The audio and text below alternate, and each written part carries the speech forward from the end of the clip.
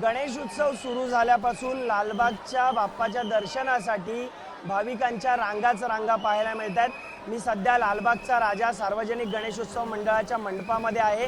आज 9वा दिवस आहे आणि 9व्या दिवशी देखील बाप्पाच्या दर्शनासाठी मोठ्या संख्येने देशभरातून परदेशातून अनेक भाविक हे सध्या आलेले आहेत। गेले 9 दिवस 24 तास रांगाच रांगा भाविकांच्या दर्शनासाठी पाहायला मिळतात। आणि यामध्ये एक महत्त्वाची अपडेट आहे। आज 15 तारीख आहे आणि उद्या 16 तारखेला पहाटे 6 वाजता चरण स्पर्शची रांग ही भाविकांसाठी बंद करण्यात येणार आहे। लालबागच्या राजाच्या राजेशाही विसर्जनाच्या मिरवणुकीच्या पूर्वतयारीसाठी ही पहाटेची चरण स्पर्शची रांग ही पहाटे 6 वाजता उद्यापासून बंद करण्यात येणार आहे। तसंच मुखदर्शनाची रांग आहे ती रात्री 12 वाजता बंद करण्यात येणार असल्याची माहिती लालबागचा राजा सार्वजनिक गणेश उत्सव मंडळाने दिलेली आहे। गेले 9 दिवस 24 तास सकाळपासून रात्रीपर्यंत मोठ्या संख्येने भाविक बाप्पाच्या दर्शनासाठी येत आहेत।